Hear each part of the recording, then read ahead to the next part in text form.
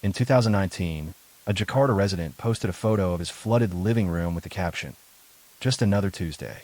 Picture this: the smell of sewage mixing with dirty floodwater, a child's stuffed animal floating past the dining table, family photos bobbing near the ceiling fan. The man's neighbors are outside, laughing and chatting as they wade through waist-deep water to get to work, because this is just Tuesday in their neighborhood. Look at this image. That's a man's couch, completely submerged. His TV stand underwater. His life literally floating away. But here's the part that should terrify you. According to him, this happens so regularly that it's become routine. Normal. Just another Tuesday. The water isn't from a storm or a burst pipe. It's from something far more sinister. And what's happening in his living room may already be starting where you live. Jakarta, Indonesia's capital, home to 10 million people, is sinking faster than any other city on Earth. 10 inches every single year. Parts of it are dropping 4 times faster than the global sea level is rising. Scientists say large portions will be completely underwater within 30 years. But Jakarta isn't just sinking. It's drowning in plain sight while pretending everything is normal. Walk through North Jakarta, where the sinking is worst, and you'll see a surreal landscape of adaptation. Residents have built stairs leading down to what used to be ground level. Shop owners pump water out of their stores every morning like they're emptying a swimming pool.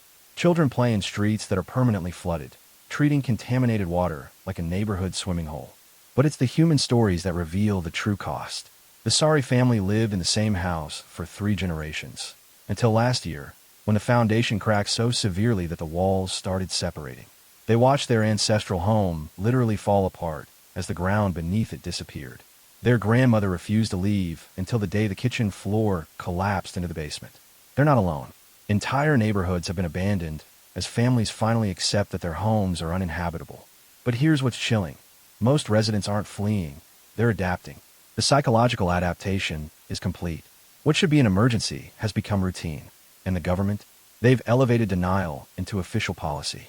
Faced with irrefutable evidence that their capital is doomed, their first major solution wasn't flood barriers or groundwater regulation. They banned the media from using the word sinking. Literally. Officials issued guidelines requiring journalists to say Jakarta was subsiding or experiencing land settlement. Anything but the word that actually described what was happening.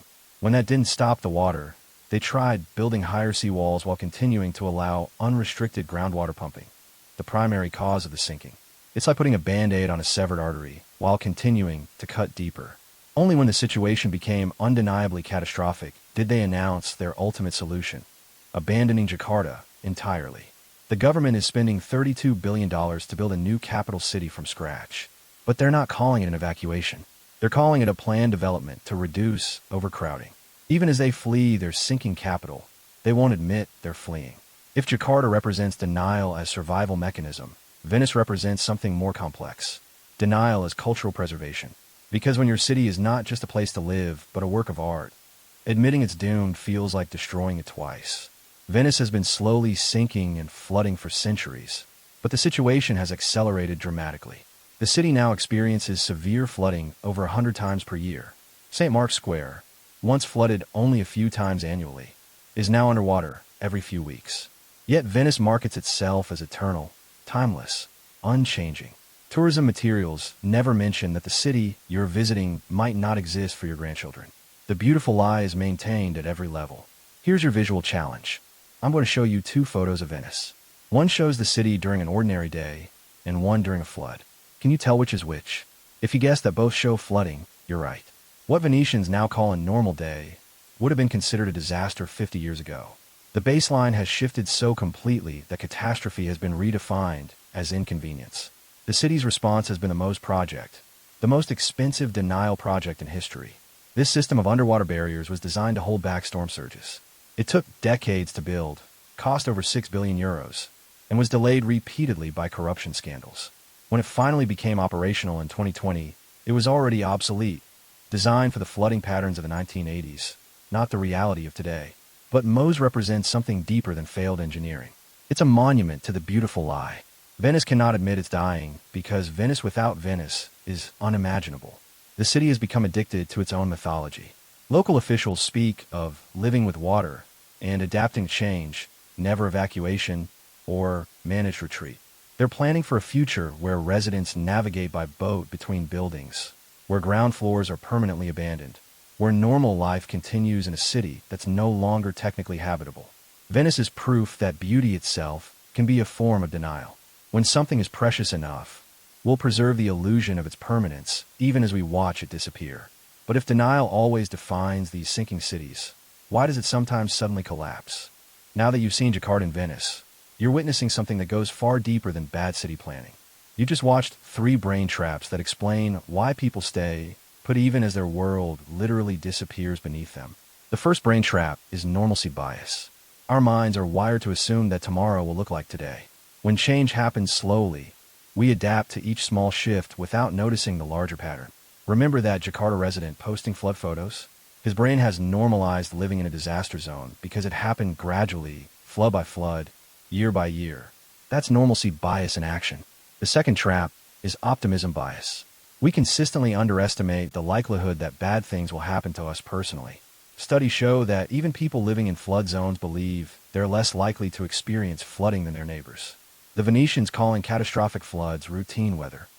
They think they're special, that their city is different, that catastrophe happens to other places. The third trap is the sunk cost fallacy. The more we've invested in something, a house, a neighborhood, a way of life, the harder it becomes to abandon it, even when continuing is clearly irrational. Families in Venice have lived in the same buildings for 500 years. The Sari family in Jakarta watched 3 generations of memories crumble before they finally left. How do you walk away from centuries of history? Here's your dilemma. If experts told you your home would vanish in 20 years, would you sell it now while you could still get something for it? Or would you wait, hoping they're wrong? Type sell if you'd walk away. Type wait if you'd stay. Most people wait, not because they don't believe the science, but because these 3 brain traps won't let them act on it.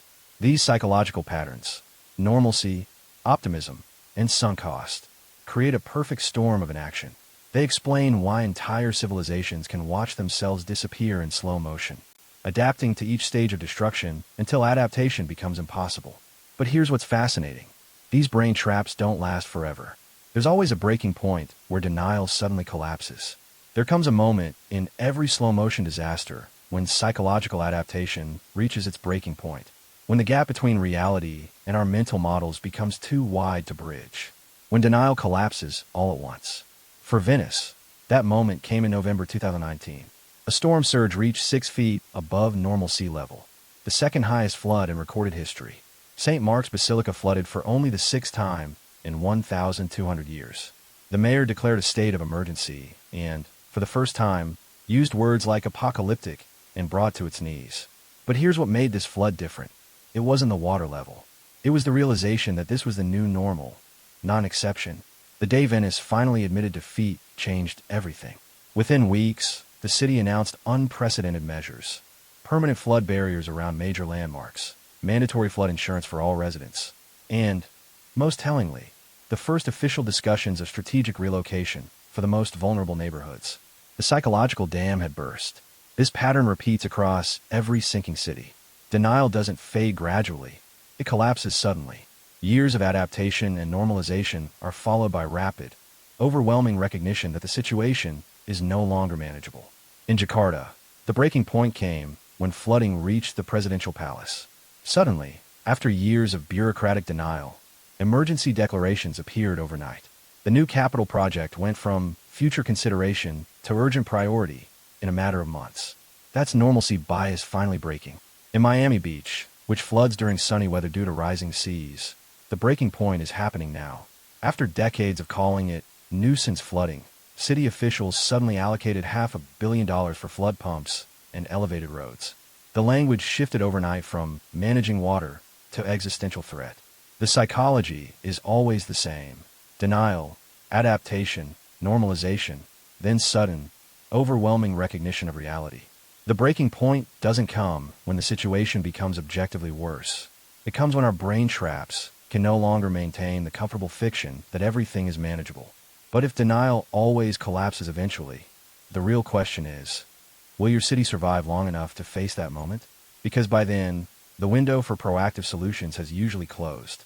Jakarta and Venice aren't isolated cases. They're previews. Right now, over 630 million people live in areas that will be underwater or uninhabitable within the century. Most of them are displaying the exact same brain traps we've just explored. Miami Beach floods during sunny weather, yet real estate prices continue climbing. Bangkok is sinking as fast as Jakarta, yet the city continues expanding. Dhaka, Bangladesh, home to 9 million people, experiences flooding that grows worse every year, yet the population keeps growing. That same optimism bias is alive and thriving in every coastal city on Earth. Residents consistently believe their situation is more manageable than their neighbors, their government more competent than others, their city more capable of adaptation. Here's your visual challenge. I'm going to show you 3 cities: Miami, Bangkok, and Dhaka. One of these has already lost entire neighborhoods to flooding and sinking. Which do you think it is? The answer might surprise you. All 3 have already lost entire neighborhoods. The specifics differ, but the mental mechanisms are universal. In Miami, luxury condos are built on stilts while developers market them as waterfront living. That's optimism bias. In Bangkok, residents have normalized daily flooding while the government promotes the city as a tourist paradise. That's normalcy bias again, just like Jakarta. In Dhaka, millions live in areas that flood annually while officials announce increasingly ambitious development plans. That's the sunk cost fallacy, refusing to abandon what they've already invested in. But here's the most disturbing part. This isn't just about coastal cities. The same brain traps apply to any slow-moving threat. Climate change, financial systems, social inequality. We adapt to gradual deterioration until the breaking point arrives suddenly, and we're forced to confront years of willful blindness. Every sinking city is a laboratory for understanding how humans respond to existential threats. And the lesson is clear. We don't respond. We adapt. We normalize. We deny. Until we can't. The question isn't whether your city is sinking. The question is, what's your version of that flooded living room that you're already calling just another Tuesday? Remember that Jakarta resident who posted the photo of his flooded living room? The man who captioned it, just another Tuesday? I reached out to find what happened to him. He's still there, still posting flood photos, still using the same caption. The water is deeper now, but his response is identical. Adaptation, normalization, routine. That's normalcy bias still protecting his mind from a reality too big to process. He represents all of us, not just people living in sinking cities, but anyone facing a slow-motion crisis that's easier to adapt to than confront. We're all capable of normalizing the abnormal, of finding comfort in gradual catastrophe, of mistaking adaptation for problem-solving. The cities that are sinking into the sea are showing us something profound about human nature. We can adapt to almost anything, including our own destruction. We can make the unacceptable feel routine, the catastrophic feel manageable, the impossible feel temporary. Jakarta will relocate its government. Venice will eventually surrender to the tides. Miami will build higher seawalls until it can't. And millions of people will adapt to each stage of retreat, finding ways to live with increasing impossibility until the final breaking point arrives. Maybe the scariest part isn't the water rising. It's us pretending it isn't. Look around your own city. What's your flooded living room moment that you're calling just another Tuesday? Are we waiting for our living rooms to flood before we act?